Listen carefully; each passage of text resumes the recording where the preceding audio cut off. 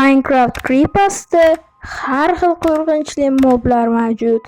Ammo ularning ichida bular men ko'rgan eng qo'rqinchlilari. Shuning uchun ham u bugun qarovsiz video ololmadi. Sizlar esa kanalga obuna bo'lib, videoga like bosib qo'yishni unutmanglar. Unda videoni boshladik. Biz birinchi bo'lib One Red Eye haqida gaplashamiz. Bir kuni bir ingliz o'yinchisi g'ordan chiqib kelayotgandi va uyiga shoshilayotgandi. Va u o'z sandig'iga narsalarini joylashtirib chiqa boshladi. Shunda u ushbu tovushlarni eshitdi. Bu tovushlarni eshitib o'yinchi juda ham qo'rqib ketdi va uyidan chiqdi.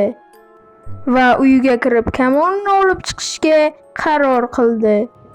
Va kamondan o'q uza boshladi.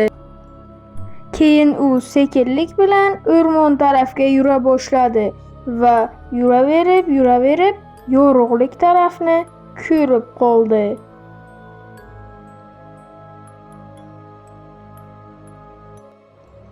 Shu payt u One Red Eye'ni ko'rib qoldi va uni urdi va u shunchaki yo'qolib qoldi.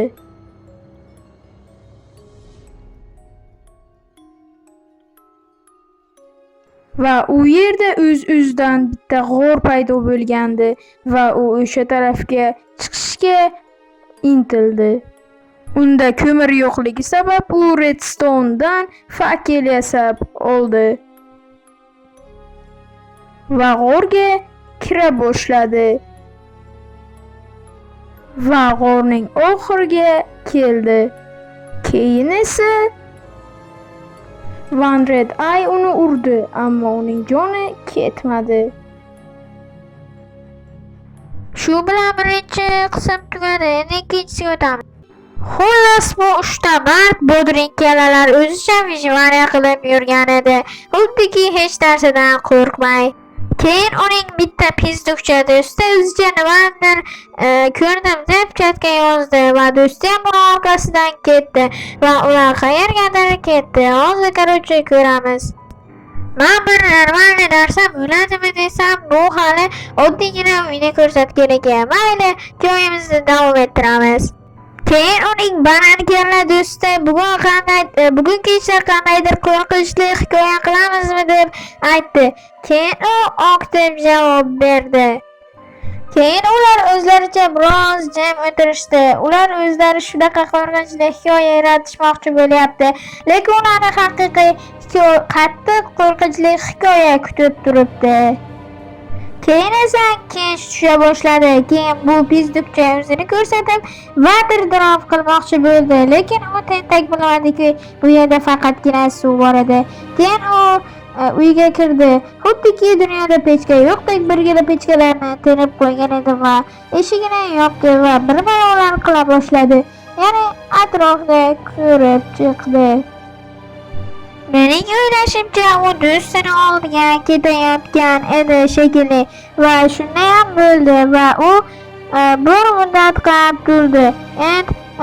Va chatga I love the moon deb yozdi, ya'ni va men o'yinni yaxshi ko'raman degan ma'no. Keyin uning do'sti I love night deb yozdi, tunni yaxshi ko'raman degan ma'noda. Keyin 3 oppoq botirlar olovning oldida o'tirishdi va bir-birlar deb gapirishni boshlashdi. Keyin 3 o'g'lon do'stlar nimanidir ko'rganday bo'lishdi va chatda yana bidirlab ichida gap qaynaganmi, bularni gapga kelganmi, Minecraft o'ynayapti-ku axir. Keyin gaplashib bu yerda nima bor deb gaplashaverishdi va o'sha tarafga qarab qolishdi. Va ular ham bidirlab va nihoyat o'sha joyga qarab keta boshlashdi, ya'ni fakellarni qo'yib.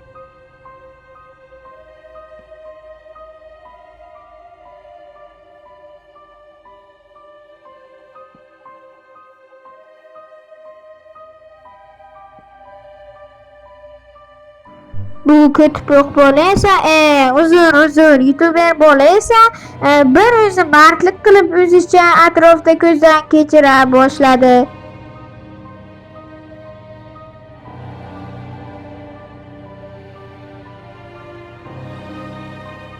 Va ular nihoyat birlashdi. Va uning do'sti chatga yaxshi men nimadir ko'rdim deb aytdi. Keyin uning do'sti men hech narsani ko'rmadim deyishdi.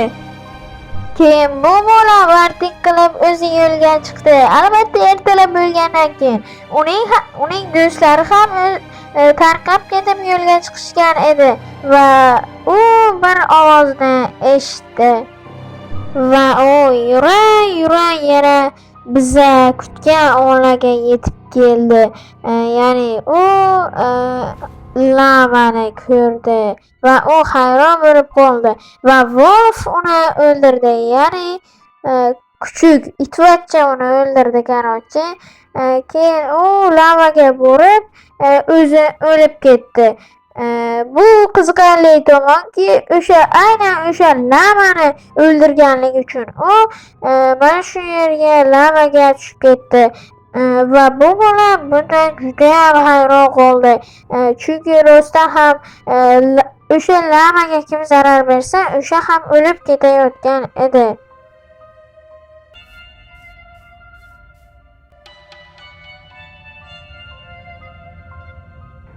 Bu bola mana shu tovushlarni eshitib judayam qo'rqib ketdi va ya'ni orqalariga qarab qoldi va boshqa tomonga keta boshladi. Va bu bola qocha boshladi.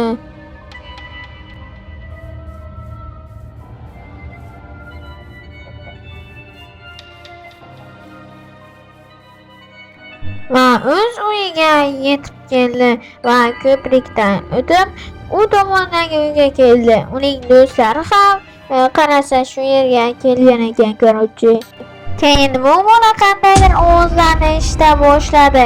Agar siz ham va bu bola ham bir narsani ko'rmagan bo'lsa, uni sizga qaytadan ko'rsaman. Keyin bu bola qirg'oqlikka chiqib bir balo taraflarga yurishni boshladi qarochi.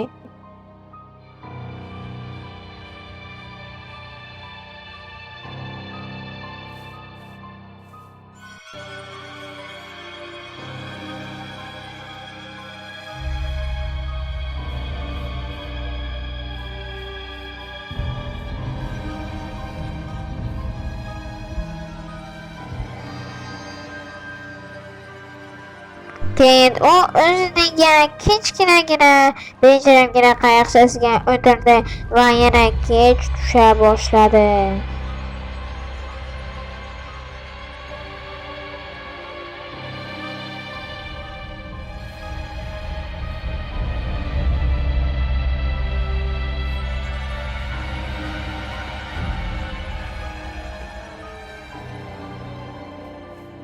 Va kech qarab tushib qoldi va ular qandaydir gandiraklab qolishdi va uyning ichida uning do'sti ham bor edi, ya'ni do'stlari.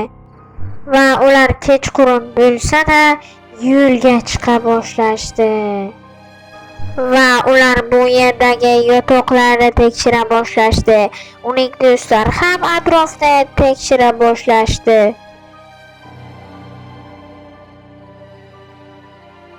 Va u o'rmonning ichiga kirib ketayotgan bir vaqtda uni lava quvlay boshladi va ular orqasiga qaramay qochishdi. Ko'rib turganingizdek lava bu yerdan orqalaridan kelyapti va ular eshikni yopib olishdi va bu yerda ko'rganingizdek lava o'tiribdi.